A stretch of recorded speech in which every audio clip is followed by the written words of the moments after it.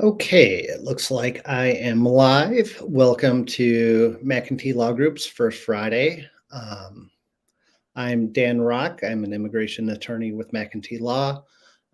This is my first Friday, so I'm excited to be here.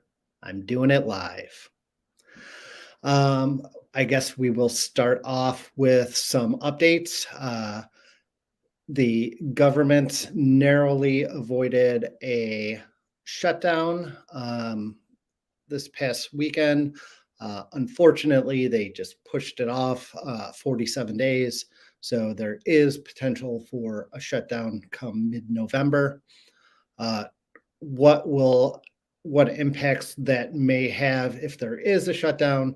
Um, Generally speaking, USCIS it runs on fees, so USCIS will be largely unaffected by a government shutdown for the purposes of filing petitions and applications. The Department of Labor, on the other hand, does not run on fees and relies on government appropriations. So, in the event of a future government shutdown, the Department of Labor will stop processing applications, prevailing wage applications, PERM, LCA applications. So, um, just with that in mind, if you're looking to extend an H-1B, make sure that you get your LCAs filed with sufficient time to avoid a shutdown in mid-November, um, because it is still a possibility. Moving on, the diversity visa lottery application process opened up. Um, the diversity visa lottery is to allow, excuse me, for more diverse set of immigrants in the United States. So people from countries that don't typically have heavy visa enrollment are allowed to apply for a visa lottery. It is a process to the application process is relatively straightforward. Unfortunately, um, they don't uh, have many spots for a lot of applicants. I believe in the last year it was about 450 to one shot to be accepted through the visa lottery. But it does provide a way to get a green card when there aren't other options, or a simpler way to get a green card, even if you do have options. So, um, if you are from a country that is allowed to use the visa lottery, I, it may make sense to apply. The application period or registration period runs from October 4th, so earlier this week, through November 7th. There are some requirements, namely, you have to have a high school diploma or equivalent, or 2 years of experience within the last 5 years in a job that requires at least 2 years of experience to qualify. Um, if you wish to register for the diversity visa lottery, um, that you could do that at dvlottery.state.gov. We have a blog post on our blog regarding the countries that are ineligible to apply for the visa lottery, and a little more information about that. Uh, the next piece of news, actually, some pretty good news out of USCIS.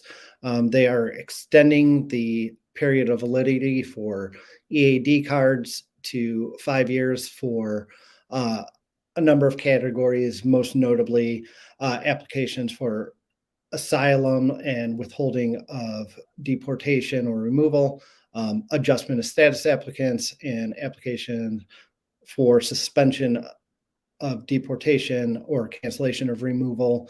In the past, these were for either 1 or 2 years. USCIS is moving to extend the EADs for 5 years. That could have some downstream effects. Obviously, there won't be new EAD applications that would normally be filed. it just provides a little more security for applicants. So hopefully this helps ease the tremendous backlog at USCIS on cases. So we could get processing times a little bit lower, kind of across the board. And then I also wanted to mention that for Form I-539, USCIS no longer requires biometrics fee for any I-539 applications.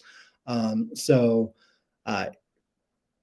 if you file for I-539 and include the biometrics fee by separate check, they will return your separate check. If you file an I-539 application with the biometrics fee and the I-539 application in one check, they would reject your application. So be sure when you're applying for immigration benefits, use separate checks for different filing fees because the USCIS does have that ability to return incorrect fees if you pay the appropriate fee as well. But if you pay all the fees by one check, they would not. If you do need to file an I-539 and are required to attend an interview, they will send you a notice. So, I'm sorry, a biometrics appointment. They will send you a notice.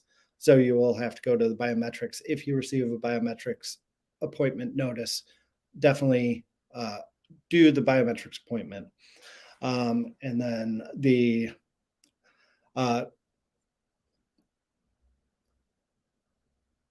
one more update for STEM applicants, the I-983 training programs now allow for electronic signatures. So either a scan signature or one done through like a secure program, and you could submit the forms electronically now. And then let's see if I have any more updates. October visa bulletin is in effect now. We didn't see any movement on the family-based side, unfortunately, but there was significant movement, especially in China and India categories, kind of across the board on the non-immigrant side. EB1A for countries other than China and India are current now. For anywhere else in the world, there still is a backlog for EB2 cases for the rest of the world, as well as China and India. So we will continue to follow that. And the final piece of news that I wanted to mention is that Israel is being added to the visa waiver program. We expect ESTA to be updated by November 30th, so that will allow people from Israel to travel without visas for short trips of 90 days or less in B1, B2 status. And then I wanted to mention that we have an upcoming webinar on immigration options for musicians that will be on October 18th at noon Central Time. So I believe there's a registration on the McEntee Law website. So register for that, save the date. I will mention that again. Moving on to questions that we have received. The first question is, given the current immigration landscape, do you have best practices for companies to streamline the process of hiring overseas talent? This is going to matter a lot on the nature of the company and specifics about the company. Obviously, if they're looking to bring talent from a associated entity overseas, the most common option is the L1 visa, or Potentially, if they are from a treaty company and meet the requirements there, the E2 would work as well. Those are generally for people in management positions or um, essential workers or have specialized knowledge of the company's products. Um, Generally speaking, it is uh, the kind of overarching tip, no matter what category you're dealing with, is to have an immigration plan in place and speak with an immigration lawyer as early as possible in the process. Uh, Really, given the individualized nature of uh, immigration, um, circumstances can be very different from candidate to candidate and company to company. So uh, I would like to stress the importance of speaking with an immigration attorney as early as possible. And that is something that we could help you with, set up an immigration plan, um, identify any pitfalls that could potentially shorten the or could lengthen the processing of hiring overseas talent. So, um, generally speaking, there are some categories that work well for hiring overseas talent, but it will be very specific on the individual and the company. The next question I had is, about USCIS having site visits for H-1B companies. Um, these are part of the fraud detection. This is anytime there's a new H-1B or L petition filed, there's a $500 fraud fee for each new employee. So USCIS does conduct site visits from time to time. They could be triggered by some aspect of the application, or it could be um, just random. What to expect from this visit? Usually, they will speak with the person that signed the H-1B petition for the company. They'll want to verify the information in the petition, uh, title, salary, what have you, about the employee. They'll want to verify that the company was in fact filing the petition on behalf of the foreign national. Uh, they may want to look at the public access file for the foreign national. They will often speak with foreign national and coworkers. They may look at talk to people at businesses around the company to verify that the company's in existence, see what they know about the company. Typically, these last for about an hour. If USCIS does show up for these visits, we would recommend contacting your immigration attorney right away. If it's someone with McEntee, definitely let us know that it's urgent, and we will uh, do our best to connect you with your immigration attorney or someone else from our firm. If one of these site visits take place, certainly have every employee that interacts or observes the site visit to prepare a memo and provide it to your immigration attorney to kind of review to see what happened. But generally speaking, what they're looking for is to make sure that the employee is working in a manner consistent with what is said in the petition, and the company kind of is what the petition highlights. So that is what they are looking for in the site visits. The next question, my fiance has a child from a previous relationship. Can they also come to the US on K1 visa with them? For a child of a fiance, the visa type is a K2, but the requirements for them are Pretty similar. They still have to fill out all the paperwork, prove their admissibility, that sort of thing. They should be listed on the I-129F as part of the K-1 petition. So, um, but the process will be um, pretty similar to the K-1 visa application. Um, I have potential team members in my home country. Is there a way I could bring them to the US to work in my startup? Okay, so this very much like the answer to the first question. Uh, so for potential team members in your home country, if there is a entity overseas uh, associated with your startup in the US, then there could be potential to bring over members as part of an L or uh, L as a manager or a specialized knowledge worker. If it is a new company for that's been open for less than a year, it would be a new office L, which is a little bit more difficult to get, but you essentially you need to prove up the business to show that you have a business plan, a plan to keep the business going.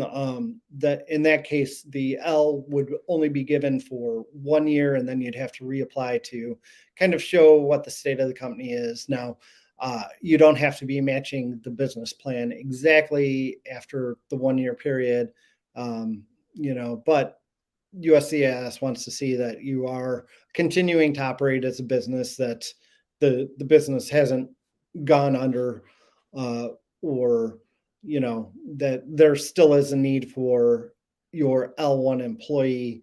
I recently did a L1 for a company where after the year the employee wasn't managing people like we thought they were going to be, but they still needed the person in the US to kind of implement the business plan. They were able to meet the L1B criteria, which is for specialized knowledge worker. So they had knowledge of the company's information, and we were able to change them from the L1A under the new Office L to an L1B. So USCIS will respond to changes in uh, the employer situation, but they will want to verify that the business is still operating. Another option is an E2 if you are from a treaty country, um, and the employee is also from a treaty country. Um, that would be something that we would be able to help you determine whether or not the employee um, qualifies for either the L1 or the E2. Um, so I would suggest scheduling a consultation with us in that situation if you have employees that you're trying to bring over.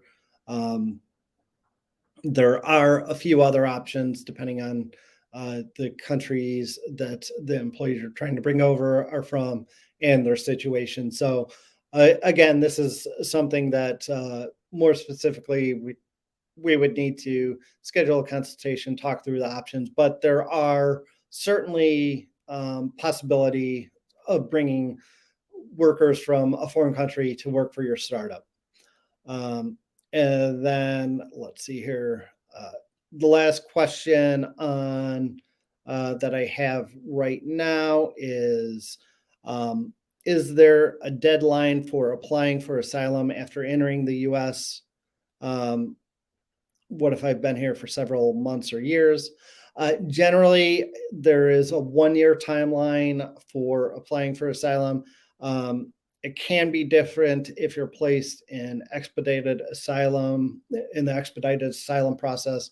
I personally do not work much with asylum applicants, but McEntee Law does have an attorney that does significant work in this area and would be an excellent resource. So, again, if you have questions about asylum, I would certainly recommend setting up a consultation with our firm. That is kind of my list of questions to this point.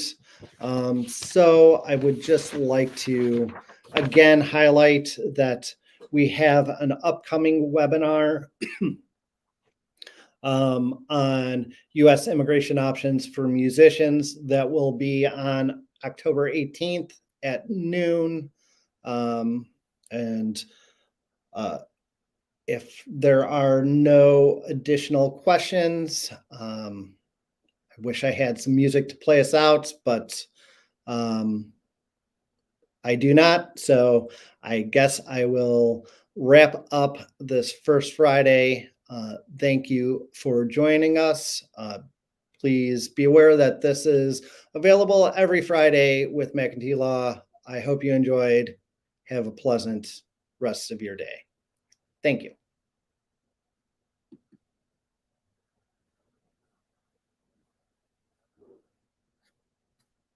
All right, and I'm trying to end stream, but